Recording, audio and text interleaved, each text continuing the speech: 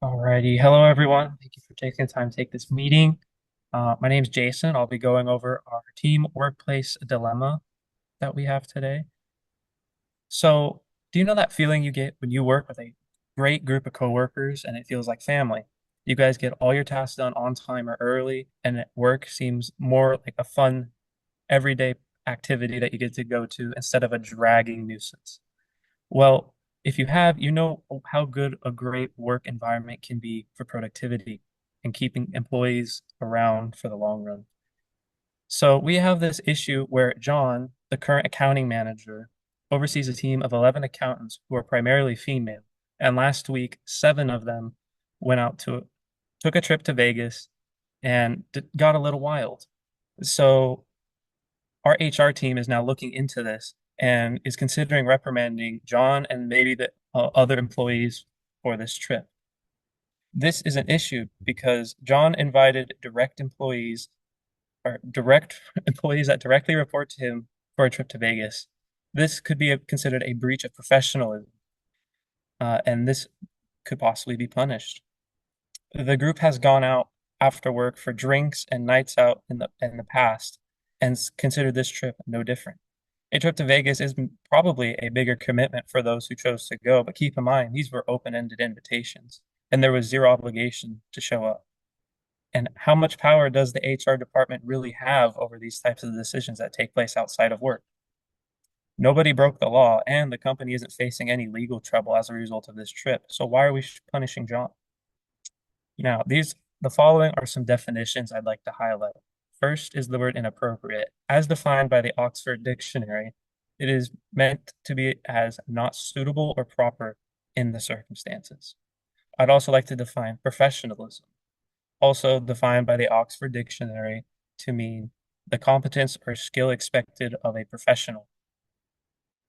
Now, the basis of our argument is to decide whether or not we are terminating employees for fraternizing with one another outside of work under their own free will. We offer a course of action, and we believe John should not be terminated because each employee had the right to choose whether they attend this weekend trip or not. And by choosing to go, they assume the risk of anything that can happen, regardless if it's with fellow employees or not. Also, if you didn't want to go, you could opt to not go, and there would be nothing wrong with it. Now, there are rumors spreading around the office about this trip got wild, but we believe that the office should look into this further before making any brash decisions. We affirm the resolution that employees should be allowed to fraternize with each other outside of work. Preemptively letting John go or punishing him for something we didn't know happened specifically would be wrong and could leave the company exposed to owing John reparations for wrongful termination. Hello, my name is Valerie, and we agree that people who fraternize outside of work should not be reprimanded. Our first argument states that employees who build strong relationships outside of work can develop assets that contribute positively to certain workplaces. So, by getting to know each other more, they can further understand each other's personality differences that could help during collaboration work, stronger communication, and even conflict resolution. Now, all of these traits and these habits can build into the workplace and will enhance the company's results and efficiency. Evidence to support this can be seen by Sanders at Stanford University, where she states that shared positive experiences and complementary time can help businesses maximize the productivity of their workforce and minimize bad turnover, especially since more established teams tend to be more productive. Now, this matters because fraternization outside of work doesn't directly correlate with inappropriate relationships. Instead, fraternization outside of work may increase productivity with proper boundaries and appropriate behavior in place. And our second argument is that employees have rights outside of work. Now, employees have the right to choose what they do outside of work hours. If they choose to go out with fellow employees on their own time, that is their decision to do so, regardless of work status. It's wrong to force higher ranking employees to be kept separate from their subordinates outside of work simply due to their occupational status.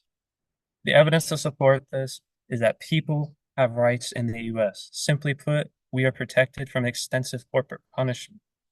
And by punishing or firing John for a trip that all coworkers willingly went on is wrong. What right does the company have to dictate what its employees do outside of the office on the weekends?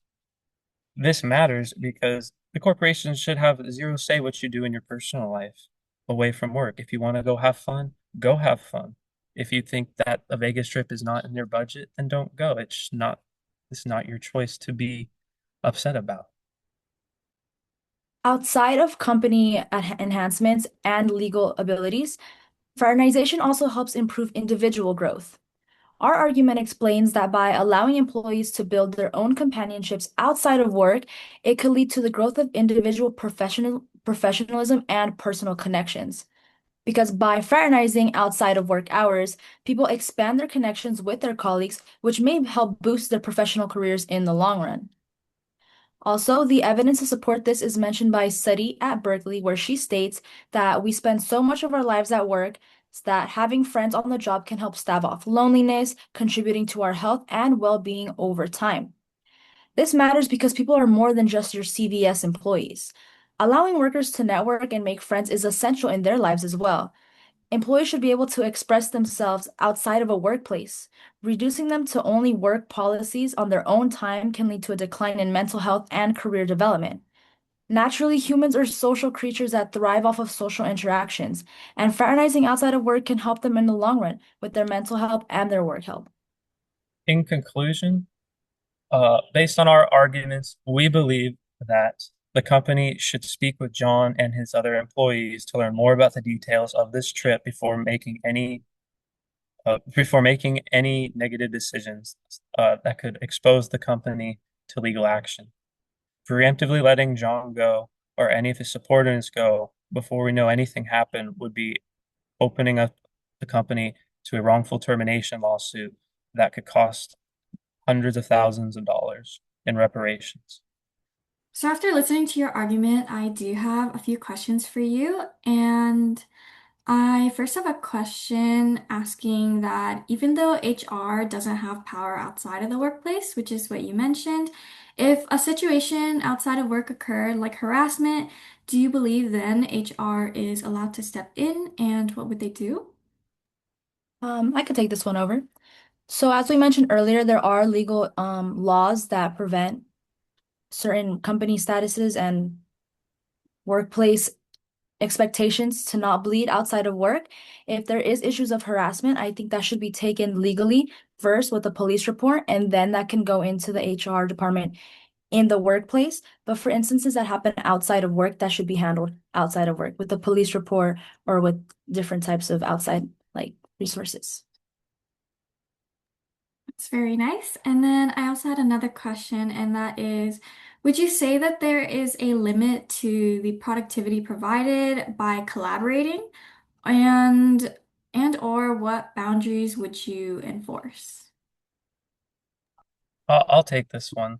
So, as mentioned before, this was an open-ended invite to the whole team to go to Vegas. So it really comes down to the individual to set their own boundaries and choose whether or not they want to go certain places that the other team may happening to be going on any given outing outside of work. So it's more up to the individual. Hello, I would like to ask a question as well, as it pertains to your argument. So my question would be, does cultivating this family environment, is cultivating this family environment sustainable long term for all employees? I know you had mentioned that it feels like family and that it helps establish teams and teams are more productive because of that. But how does this look when conflict arises? Is this family feel always nurtured and celebrated, or does it come with downsides as well? I could take this question. So, just like any other workplace, there are going to always be conflicts arising. Just the fact that you fraternize outside of work can help enhance personality differences, and therefore you're able to understand what might help a person resolve conflict. Whereas if you didn't fraternize at all, it would be more of an issue, and it would be more difficult for you to understand what the other person would like or what kind of personality behaviors and understandings that they need. So, although there is going to always be conflict, fraternization, I believe, may help reduce the extent and the gravity of the conflict rather than blow it up and make it something more. Thank you for that. I appreciate that input. I also wanted to bring up the point in which you mentioned the word inappropriate, which is labeled as something unsuitable, improper, or not fitting for a particular context, purpose, or situation.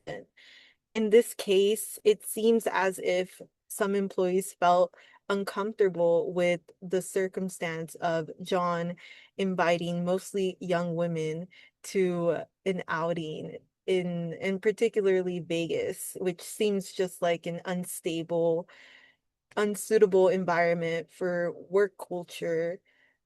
How do you think that this may play onto other employees or affect this family dynamic? I'll take this one. So I agree in that Vegas can has the reputation for not being the most docile environment.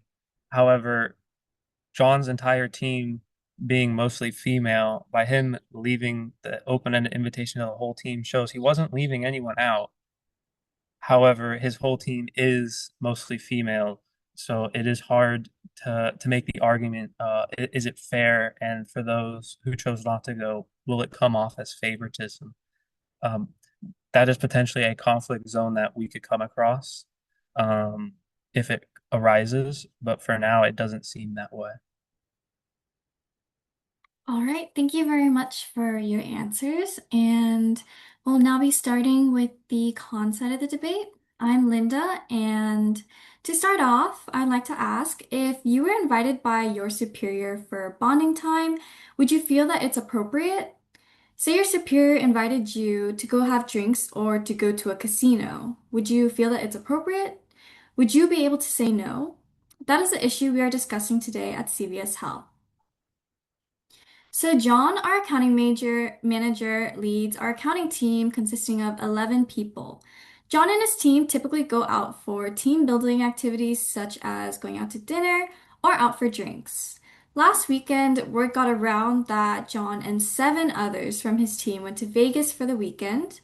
Many rumors spread about him and his team having a wild night, and many were uncomfortable with the fact that many young women under his direct reports attended. Our HR department is investigating this matter and want to discuss the unprofessional relationship issue. We find that there is a debate about whether employees should be allowed to fraternize with those who directly report to them. We would like to present the following definitions, starting off with fraternization, which is defined by the Cambridge Dictionary to mean the action of meeting someone socially who has a different social position. The second definition is psychological contract, which is defined by EBSCO law to mean the informal, implicit, or intangible expectations between employers and their employees. As we present the evidence and arguments for underlying issues with workplace fraternizing, being favoritism and fairness, power imbalance and consent, and legal liability, we hope that you, as the CEO of CVS, affirm our decisions to delegate a consequence to John, and this would be writing him up and terminating him if the situation recurs. And thus, we negate the resolution that John should not face any repercussions for unprofessionally fraternizing with his employees and displaying a damaging image for the company. The course of action we will suggest and support is that John should be written up, and the company should implement clear policies to prevent managers from engaging in this type of behavior moving forward. Yeah, thank you, Linda, for starting this off. I'm Enjoy, and I will be presenting our first argument on favoritism and workplace fairness. So, John's decision to take only 7 out of 11 employees on a Vegas trip creates the appearance of favoritism. This can make employees who are not invited feel excluded or think certain coworkers are getting special treatment from their manager. Recent research reported by Forbes in the article Workplace Favoritism, 1 in 10 are quitting over it, shows that 9 out of 10 employees have witnessed favoritism in the workplace, which can negatively impact trust and morale. Even the perception of favoritism in a situation like this can damage team relationships and trust in leadership, which can overall hurt the workplace performance and culture. It can also lead to resentment among employees and create a more divided work environment, even if that was not necessarily intentional. Linda will be taking over our following argument. Thank you, Enjoy. And for our second argument, it's that John creates issues with power imbalance and consent by socializing with employees who directly report to him rather than other managers. His situation creates a power imbalance where it's difficult for employees to refuse participation. Additionally, considering that Vegas is a city built off of adult entertainment, gambling, and alcohol, there can be pressuring moments that undermine proper consent. Robbins and Judge conducted a study regarding organizational behavior, and they concluded that employees are often influenced by managers' authority and may feel compelled to participate in optional activities due to concerns about career outcomes or performance evaluations. In other words, a psychological contract is formed. And these two studies are important because they highlight how employees respond to managers' expectations and satisfaction, even in situations outside of formal job responsibilities. John's Vegas trip reflects this dynamic as the employees may have felt implicitly pressured to attend and to participate despite the event occurring outside of work hours.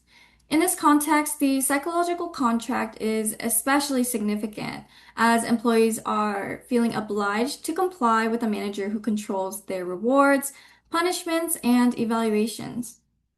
Furthermore, alcohol consumption during this trip could impair judgment and other cognitive functioning, further undermining the ability to provide proper and voluntary consent. Over time, this coercion can lead to pent-up resentment and an unsafe or inappropriate work relationship. And Joy will be leading with the next. Yeah, so for our third argument, I'd like to discuss legal liability. I feel that this is very important as it pertains to the workplace.